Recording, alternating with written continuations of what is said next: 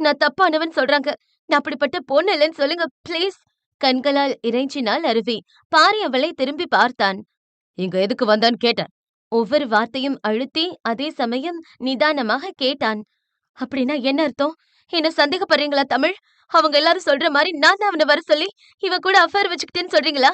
கோபம் துளிர்விட ஒருவித அதிர்ச்சியுடன் கேட்டாள். உன் காதலன பாக்க போறதா சொல்லிட்டு வந்ததா வேலைக்காரங்க சொல்றாங்க. அப்ப இவன் தான் உன் காதலனா? என்று பாரி கேட்ட கேள்வியில் அப்படியே உறைந்து போய் நின்றாள் அருவி. இதை அவள் பாரியிடமிருந்து எதிர்பார்க்கவில்லை. மற்றவர்கள் சொல்லும் பொழுது தெரியவில்லை. ஆனால் கட்டியவன் தன்னை சந்தேகம் கொள்ளும் பொழுது அதை தாங்கிக் கொள்ள முடியவில்லை பெண் அவளால். நான் இவன் கூட தொடர்புல இருக்கேன்னு நினைக்கிறீங்களா? நான் நான் தப்பான பொண்ணுன்னு சொல்றீங்களா? அவள் கண்கள் இரண்டும் கலங்கி நிற்க திக்கி திணறி கேட்டாள் ஒவ்வொரு வார்த்தையையும். நீ அப்படிப்பட்டவதான? என்ன லவ் பண்ற மாதிரி நெருங்கி பழகிட்டு இவன்கிட்ட ப்ரப்போஸ் பண்ணவதான? மறுபடியும் அவனை கழட்டி விட்டு நேத்து என் கூட ஒன்னா இருந்த. உனக்கு கொஞ்சம் கூட கூச்சமா இல்லையா? மனசு உறுத்தலையா? என்று பாரியின் வார்த்தையில் அருவியின் கண்களிலிருந்து கண்ணீர் பெருக்கெடுத்து சென்றது. அதே சமயம் இப்படி ஒரு வார்த்தையை கேட்டுவிட்டானே என்ற கோபமும் மேலோங்க நிற்க அவன் சட்டையை பிடித்து விட்டால் கண்கள் இரண்டும் சிவக்க. ஏய், யார பார்த்து என்ன கேள்வி கேட்ட? உதடு துடிக்க அந்த சட்டையை பிடித்தவளுக்கு கேட்க ஆயிரம் கேள்வி இருந்தாலும் வார்த்தை வரவில்லை. அழுகைதான் வந்தது. ஆனால் ஒன்று தெளிவாகிவிட்டது அவளுக்கு. அவள் நினைத்தது போல அவன்தான் தமிழ் என்று உறுதியானது. அந்த மாலில் நடந்ததை நினைத்து பார்த்தாள் அருவி.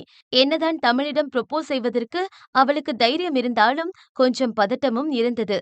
இத்தனை வருடத்தில் அவளுக்கு யார் மீதும் காதல் ஏற்பட்டது இல்லை. அதனால் ஒரு மாதிரி தயக்கம் கொண்டவள் நாளை எப்படி தமிழிடம் ப்ரொபோஸ் செய்ய வேண்டும் என்று பிக்கியை வைத்து டெமோ பார்த்தாள். அவனை தமிழாக எண்ணி அவனிடம் அந்த பொக்கேவையும் மோதிரத்தையும் நீட்டினாள். இதுதான் நடந்தது.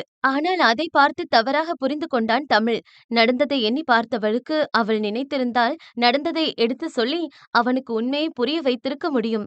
ஆனால் எடுத்து சொல்லும் நிலையில் அவளும் இல்லை. சொன்னால் புரிந்து கொள்ளும் நிலையில் அவனும் இல்லை.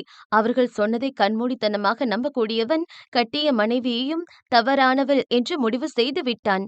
கல்யாண வாழ்க்கையில் அடித்தளமே நம்பிக்கைதான். அதுவே சுக்கு நூறாக உடைந்து நொறுங்கும் பொழுது அதற்கு மேல் பேசி என்ன பிரயோஜனம்? கண்ணால் பார்த்ததை உண்மை என்று நம்பி அவள் கண்ணியத்தை எடை போட்டு தவறாக பேசிவிட்டான். அதுவும் இருவருக்கும் இடையே நடந்த ஊடலை அத்தனை பேரின் முன்பு இழுத்து வைத்து பேசி அவர்கள் அந்தரங்கத்தை அசிங்கப்படுத்தியது மட்டுமில்லாமல் அவள் கேவலமானவள் என்று பறைசாற்றிக் கொண்டிருக்கிறான். இதற்கு மேல் அவனிடம் பேசி என்ன பிரயோஜனம்?